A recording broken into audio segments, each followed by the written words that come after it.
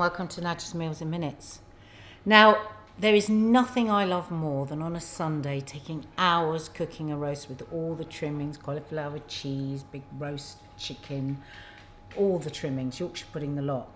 But every so often, like maybe when I've got a hangover or it's midweek and I'm a bit miserable, I want all the flavours of a roast dinner and the comfort, but I can't be asked to do it. So I have found a way to have the feelings of a roast dinner, the taste of the roast dinner in half an hour.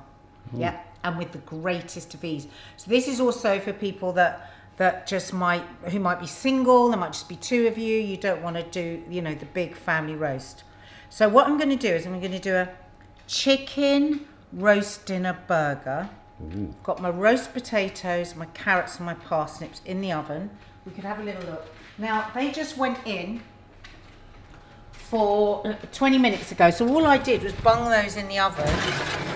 Aunt Bessie's parsnips and some fresh carrots. That darkness is just the caramelisation. So that's that done. So then I went upstairs, cleaned the bathroom, did various bits, and now I'm going to do the roast chicken burger. So though it takes half an hour to cook it, you're actually only doing anything for about 10 minutes. So it really is so easy. So I'm going to get my pan on to heat because it's not going to take long for this burger to be made. So I've actually got Heck chicken mince here, which, be careful with Heck, it's great, it's already seasoned. So don't just add your salt because they season it. Now, because this is the greatest of ease, because this is a hangover cure, because this is when you can't be bothered Sunday, this is all about ease. So I'm putting in some dried onion granules, and have these in the cupboard. Have all this stuff in the cupboard and in the freezer so that when you're desperate for a roast dinner flavour, you can just do it. I'm using dried and shop bought stuff all the way, but it really is delicious. Some dried parsley. Now in there I've got my carrots, so I've got my veg. I didn't even peel them. I had organic carrots and just the skin on.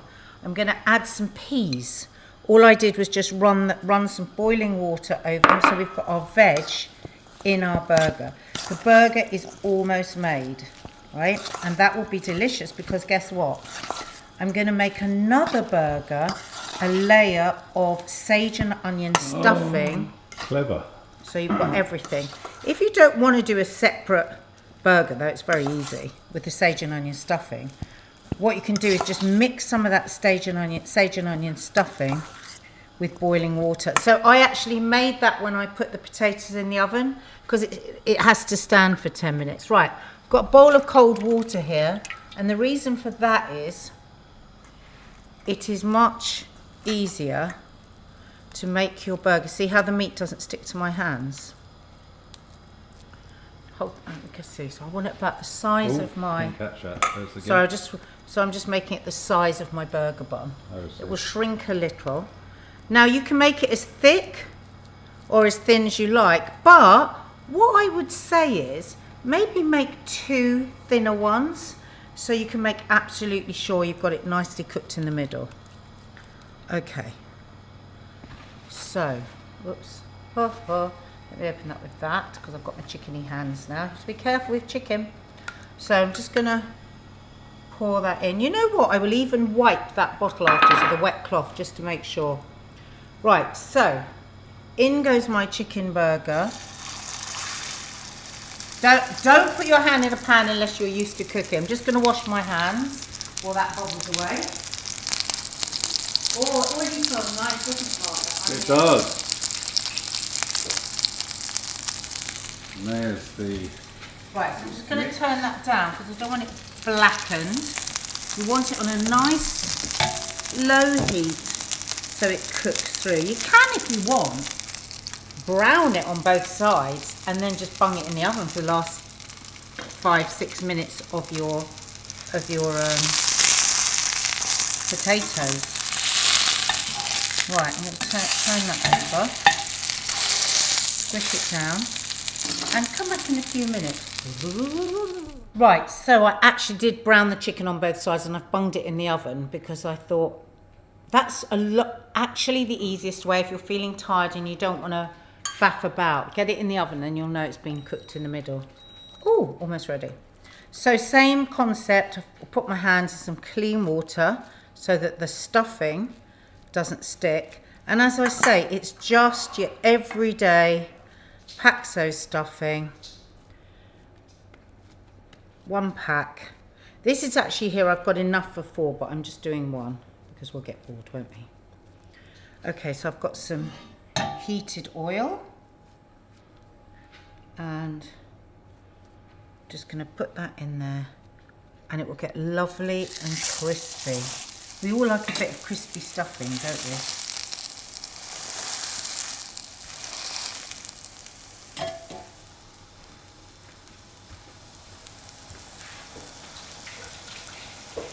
Going in there, guys. Mm-hmm. And of course the thing to remember is we haven't got any meat in here or anything, it's a clean pan, so you don't have to worry too much, you know, about, oh, is it raw, is it, you know, we just want to get it nice and crispy and hot in the middle. Okay. So I've got my gravy on. This is a lovely Marks and Spencer's packet one. Keep one in the freezer, or if not, keep one of these in the cupboard. Now don't forget, I am the roast dinner queen. I usually make my own gravy, everything. This is a lot. I'm desperate for a roast and I can't be asked to do it properly, but it's still lovely. So I've got 3 layers of, and I'm using brioche bun because I think that's the most like a Yorkshire pudding. You could, of course, buy those big frozen Yorkshire puddings and put the burger in and... Right, Mark wants some horseradish because we all love horseradish, even though it's supposed to be with beef. But you could put cranberry on the bread, whatever tickles your fancy, mustard. Now, you can do all of this with lamb or with beef. Just change your chicken mince for whatever meat you like. You know, I've thrown the carrots in with the roasties just because it's super, super easy. But it's really, really easy to just steam your vegetables as well if you want like really healthy, vibrant veg. It's still healthy like this, but you know what I mean. So, what I advise is that you just take a little look in the middle because you want to make sure, and that's beautifully cooked all the way through, no pink. Okay, so put our burger on. Then we put our bread and then we put our stuff in. Da da da da. Ooh. Oh, I don't like that little smear there. Okay, then we've got our carrots. Of course, just put whatever veg you want. If you want sweet corn and cabbage, and I'm giving you the bare minimum. How to get into your belly with the greatest of ease in half an hour. So whack your oven up a bit hotter, and that means you'll get this all done quicker. These say 20 minutes on the packet, but they're always more than that, Aunt Bessie. They're always more than 20 minutes if you like them crisp. Okay. Right, hang on, let me arrange this a bit better so we can get a nice photo. So, I should have probably done a bit of green veg as well for the gram. Okay, so, can we take a photo of that before I put the gravy on, please? So we just stopped to take a photo there for Instagram. Do you want to see a little trick we had to do? Just under here, I've put a lid, look. So that you could see all in the... A burger is the most notoriously difficult thing to film, is it not, Mark? To get a good photograph of a burger. So, right. You better remove it. Where do you want the gravy? Oh, look at that. I mean, come on. Hold it still. Yeah, nice. Okay, so where do you want your gravy, Mark? All over the veg, all over the potatoes, and just nudging the side of the burger.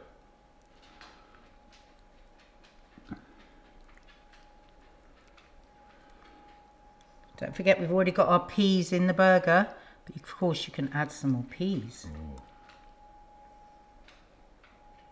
And voila. Roast dinner in about 30-35 minutes. What do you reckon? Yum.